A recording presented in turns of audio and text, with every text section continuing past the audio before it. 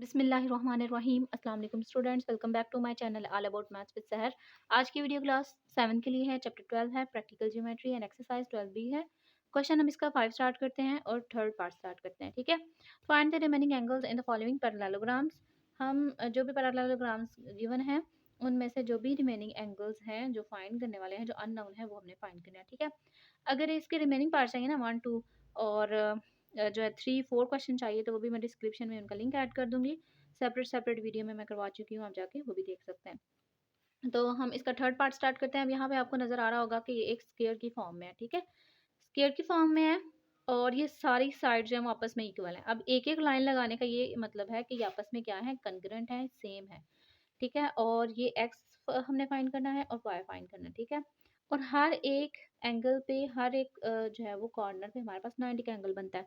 जब भी हम स्क्वायर की बात करते हैं, रेक्टेंगल की बात करते हैं, तो वहाँ पे 90 का एंगल एग्जिस्ट कर रहा होता है उनके कॉर्नर पे। और साथ ही साथ उन्होंने ये शो करवाया कि जो छोटी ट्रायंगल यानी कि एक जो इतनी मिनी ट्रायंगल बन रही है उसके अंदर भी 90 का एंगल एग्जिस्ट कर रहा है, यानी कि यहाँ पे भी 90, यहाँ पे भी 90 और यहाँ पे भी 90।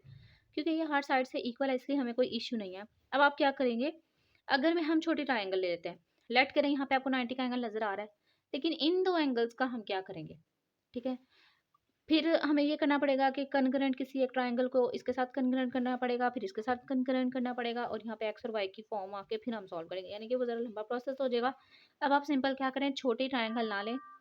आप यहाँ पे जो एक आपको नज़र आ रही है हाफ डायगोनल, यानी कि एक जो बिग ट्रायंगल है ना, आप वो ले लें। और अब ये जबकि हमारे पास एक स्क्वायर की फॉर्म है ना, तो छोटी ट्रायंगल आपस में कॉन्ग्रुएंट है, तो एक बड़ी ट्रायंगल दूसरी बड़ी ट्रायंगल के कॉन्ग्रुएंट है। जैसे कि हमने प्रॉपर्टी पढ़ी थी कि जब एक डायगोनल कट कर रहा होता है एक पैरेललोग्राम को, तो जो दो हमारे पास ट्रायंगल क्रिएट होती हैं, दो नई ट्रायंगल्स आती हैं, वो आपस में कॉन्ग्रुएंट होती हैं। ठीक है, ये प्रॉपर्टी आपने याद रखनी है। कॉन्ग्रुएंट की कंडीशन लिख लेते हैं। दो ट्राइंगल में कौन कौन सी लेंगे, एक लेंगे ए बी सी और एक लेंगे सी डी ए। ठीक है, एक ये वाली और एक ये वाली। तो सिंपल लिखेंगे triangle A B C congruent triangle C D A. ठीक है, इस इसके अकॉर्डिंग अगर मैं इस ट्राइंगल को देखूं, इसके अकॉर्डिंग यहाँ पे 90 का एंगल एग्जिस्ट कर रहा है। ठीक है, तो आप सिंपल यहाँ लिखोगे A B C, angle A B C equal 90। आप चाहो तो आप दोनों ले लो, मैं सिर्फ और सिर्फ एक ट्राइंगल ले रही हूँ और उसी पे वर्किंग कर रही हूँ। ठीक है, ए बी सी जो है वो 90 है, यानी कि बी के ऊपर एंगल बनता है 90 का। उसके बाद बात आती है ए और सी एंगल का, यानी कि B C A and C A B. मैं इस एंगल और इस एंगल की बात कर रही हूँ अभी फिलहाल। अभी मैं वाई को जो है वो कंसीडर नहीं कर रही, एक्स और जो रिमेनिंग हमारे पास एंगल बच रहा है उसकी बात कर रही हूँ, जहाँ पे कुछ भी नहीं लिखा हुआ। अब हमें पता है जैसे कि ये एक बिल्कुल स्क्वायर की फॉर्म में है, तो उसका ये वाला एंगल और ये वाला एंगल आपस में क्या होंगे, कॉन्ग्रुएंट, बिल्कुल सेम होंगे। इसका मतलब ए को भी हम क्या दे देंगे, एक्स दे देंगे। अब हमें पता है कि वी नो डैट कि जब एक ट्रायंगल के सारे एंगल्स को ऐड किया जाता है तो वो किसके इक्वल होता है, उसका सम 180 के इक्वल होता है। फर्स्ट ऑफ ऑल तो हमें ये बताना है कि ये आपस में कॉन्ग्रुएंट है। इस कॉन्ग्रुएंट ट्रायंगल होने की वजह से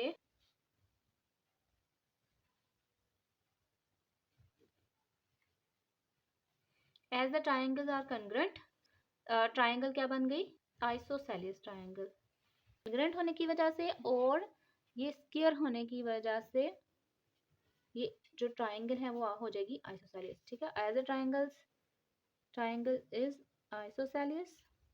ठीक है, so angle A and angle C जो है वो इक्वल है, तो इनको हमने किस तरीके से लिखना है। अब सी और ए को हम इस तरीके से नहीं लिख सकते क्योंकि ये सी जो है वो यहाँ पे भी स्प्लिट हो रहा है और ए यहाँ पे भी स्प्लिट हो रहा है, इसलिए हमने इसको एंगल की प्योर फॉर्म जो होती है ना वो लिखेंगे। जैसे कि ये हमें सेंटर में चाहिए तो आप बी से शुरू कर लें, B C A is equal. अब हमें ए चाहिए, सी हमने कर लिया, अब सी से स्टार्ट कर लेते हैं, सी ए, ताकि सेंटर में हमारे पास ए आ जाए। सी ए बी, सी और ए जो है वो एंगल जो है वो आपस में इक्वल हैं क्योंकि ये आइसोसेलेस ट्रायंगल हो गई। इसका मतलब है कि बी सी ए पे एक्स है तो दूसरे की भी वैल्यू क्या हो जाएगी, एक्स हो जाएगी ऑटोमेटिकली। ठीक है, इतना हमने काम कर लिया। अब हम बात करते हैं इस ट्रायंगल की। Sum of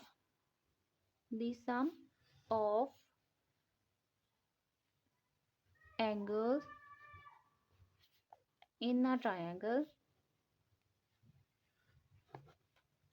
is 180।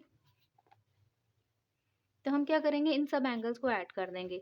अब मैं यहाँ पे एंगल लिखने लगी हूँ और वो भी आपने बिल्कुल ध्यान से देखना है कि कौन कौन से एंगल है। फर्स्ट ऑफ ऑल तो हमारे पास है एक 90 का एंगल, तो आप लिखोगे यहाँ पे measurement angle A B C. B को सेंटर में लाना, बेशक आप सी से स्टार्ट करो, बेशक आप ए से स्टार्ट कर लो, ए बी सी प्लस दूसरा एंगल हमारे पास बी का हमने बना लिया। अब हम बात करते हैं सी की, बी सी ए मेजरमेंट एंगल बी सी ए प्लस फिर हम ए को लाना चाह रहे हैं, अब सी से स्टार्ट कर लो, measurement angle C A B is equal 180।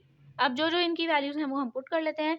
A B सी के ऊपर क्या बन रहा था, 90 का एंगल, तो मैं यहाँ पे 90 का एंगल लिख दूंगी, प्लस बी सी ए के ऊपर कौन सा एंगल बन रहा था, बी सी ए पे बन रहा था एक्स, प्लस फिर सी ए बी पे क्या बन रहा था, जो अभी हमने फाइंड किया, फिर से एक्स आ रहा था, इज इक्वल 180। आप इस तरह भी कर सकते हो, नहीं तो आप सिंपल क्या करो, यहाँ पे बी सी ए है तो बी सी ए बी की जगह आप फिर से बी सी ए लिख के 2BCA बन जाएगा, यानी कि दो एंगल इक्वल हैं तो दो हो जाएंगे वो। ठीक है, इस तरह भी आप कर सकते हो। मैंने ये इजी वे में करवा दिया, वो बच्चों को ज़रा मुश्किल में से समझ आएगी। आप इस तरीके से करें कि ये आइसोसेलेस ट्रायंगल है और इसका एंगल इसको भी चला गया, तो सिंपल मैंने जो BCA का एंगल था वो किसको चला गया, ए को भी चला गया।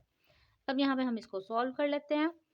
वी नो डैट कि जब हम किसी वेरिएबल को ऐड कर रहे होते हैं तो उसका कोफिशिएंट ऐड होता है, उसकी पावर नहीं। ठीक है, जैसे कि यहाँ पे कुछ नहीं, 1, यहाँ पे भी 1 मिलके क्या हो जाएगा 2x, और इसकी पावर को ऐड नहीं करेंगे, वो हम मल्टीप्लिकेशन में करते हैं। ठीक है, अब हमें x की वैल्यू चाहिए, तो सबसे पहले आपने x की वैल्यू के साथ कुछ ऐसी वैल्यू देखनी है जो वेरिएबल जिसके साथ ना हो, जैसे कि 90 है, 90 यहाँ पे प्लस हो रहा है तो 180 के साथ दूसरी साइड पे जाके माइनस हो जाएगा, तो हम 180 में से 90 को माइनस करेंगे तो 90 आ जाएगा। अब 2 यहाँ पे मल्टीप्लाई हो रहा है, कोई साइन नहीं तो मल्टीप्लिकेशन का साइन एग्जिस्ट कर आता है, दूसरी साइड पे जाके क्या हो जाएगा, डिवाइड हो जाएगा। 2 1 ज़ा 2, 2 4 ज़ा 8 आ जाएगा, 1 कैरी, 2 5 ज़ा 10। तो जो हमारे पास x की वैल्यू आई है वो है 45। x की वैल्यू हम यहाँ पे लिख देते हैं 45।